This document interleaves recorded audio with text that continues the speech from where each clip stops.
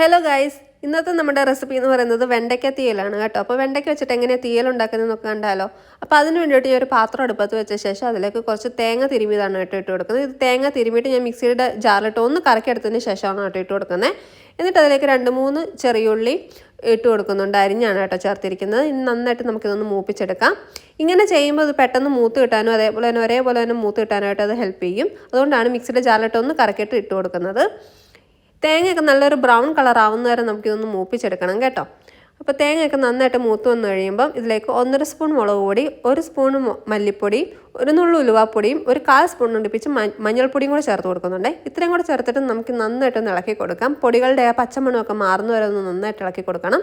കരിഞ്ഞു പോവാതെ പ്രത്യേകം ശ്രദ്ധിക്കണം. പൊടികളൊക്കെ ചേർത്ത് കഴിയുമ്പോൾ നമുക്ക് തീ അങ്ങ് ഓഫ് ചെയ്യണം. ഈ പാത്രത്തിൻ്റെ ചൂട് കൊണ്ട് തന്നെ പൊടികളുടെ എല്ലാം പച്ചമണം മാറിക്കിട്ടും. എന്നിട്ട് കുറച്ച് നേരം ഇളക്കി കൊടുത്ത ശേഷം നമുക്കിത് മറ്റൊരു പാത്രത്തിലേക്ക് മാറ്റി തണുക്കാനായിട്ട് മാറ്റി വെക്കണം. അപ്പോൾ തേങ്ങയൊക്കെ നന്നായിട്ടൊന്ന് തണുത്ത് വന്ന ശേഷം നമുക്കിതൊരു മിക്സിയുടെ ജാറിലേക്ക് മാറ്റി കൊടുക്കാം. എന്നിട്ട് ഒരല്പം വെള്ളവും കൂടെ ചേർത്തിട്ട് നല്ലൊരു മഷി പോലെ നമുക്കിതൊന്ന് അരച്ചെടുക്കണം കേട്ടോ. അപ്പോൾ അത് ഇതേപോലെ ഒന്ന് അരച്ചെടുത്ത ശേഷം നമുക്ക് ബാക്കി കാര്യങ്ങളിലേക്ക് കിടക്കാം. ഇനി ഞാനൊരു പാത്രത്തിലേക്ക് ഒരല്പം എണ്ണ ഒഴിച്ച് കടുക് പൊട്ടിച്ചിട്ടുണ്ട്. എന്നിട്ട് അതിലേക്ക് ഒരല്പം വറ്റൽമുളകും കൂടി ഇട്ട് കൊടുക്കുന്നുണ്ട്. ഇനി അരിഞ്ഞ് വെച്ചിരിക്കുന്ന ചെറിയുള്ളിയാണ് കേട്ടോ ഞാൻ ചേർത്ത് കൊടുക്കുന്നത്. തീയലിന് എപ്പോഴും ചെറിയുള്ളി ചേർത്ത് കൊടുക്കുന്നതായിരിക്കും ഏറ്റവും നല്ലത്. ഇനി നമുക്ക് എരിവിന് ആവശ്യത്തിനുള്ള പച്ചമുളകും കൂടെ ചേർത്ത് കൊടുക്കുന്നുണ്ട്. എന്നിട്ട് നമുക്ക് നന്നായിട്ടൊന്ന് വഴറ്റിയെടുക്കാം ചെറിയുള്ളിയൊക്കെ. അപ്പോൾ ചെറിയുള്ളിയൊക്കെ നന്നായിട്ടൊന്ന് വാടി വന്നു കഴിയുമ്പോൾ ഇതേപോലെ ചെറുതായിട്ട് അരിഞ്ഞ് വെച്ചിരിക്കുന്ന വെണ്ടയ്ക്കയാണ് കേട്ടോ ചേർത്ത് കൊടുത്തിരിക്കുന്നത്. വെണ്ടയ്ക്കയുടെയൊക്കെ ആ വഴുവഴുപ്പൊക്കെ ഒന്ന് മാറുന്ന വരെ നന്നായിട്ടൊന്ന് ഇളക്കി കൊടുക്കുക. എന്നിട്ട് ആവശ്യത്തിനുള്ള ഉപ്പും കൂടെ ചേർത്ത് കൊടുക്കുക.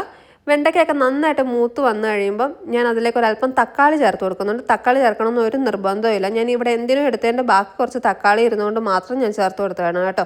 നമ്മളിതിലേക്ക് പുളി ചേർത്ത് കൊടുക്കുന്നുണ്ട്, അതുകൊണ്ട് തന്നെ തക്കാളിയുടെ ആവശ്യമില്ല. വെണ്ടയ്ക്ക നന്നായിട്ട് മൂത്ത് വന്നതിന് ശേഷം മാത്രം നമ്മളിതിലേക്ക് അരച്ച് വെച്ചിരിക്കുന്ന അരപ്പ് ചേർത്ത് കൊടുക്കുന്നുണ്ട്. എന്നിട്ട് അതിലേക്ക് ഒരല്പം വെള്ളവും കൂടെ നമ്മൾ ചേർത്ത് കൊടുക്കുന്നുണ്ട് കേട്ടോ. ഇത് ഒരുപാടങ്ങ് വെള്ളം പോലെ ആക്കി കളയണ്ട, ഒന്ന് കുറുകിയ രീതി വേണം നിങ്ങൾക്ക് തീയിൽ കിട്ടാനായിട്ട്. അപ്പോൾ അതിന് വേണ്ടിയിട്ട് ആവശ്യമുള്ള വെള്ളം മാത്രം നമ്മൾ ചേർത്ത് കൊടുത്താൽ മതി.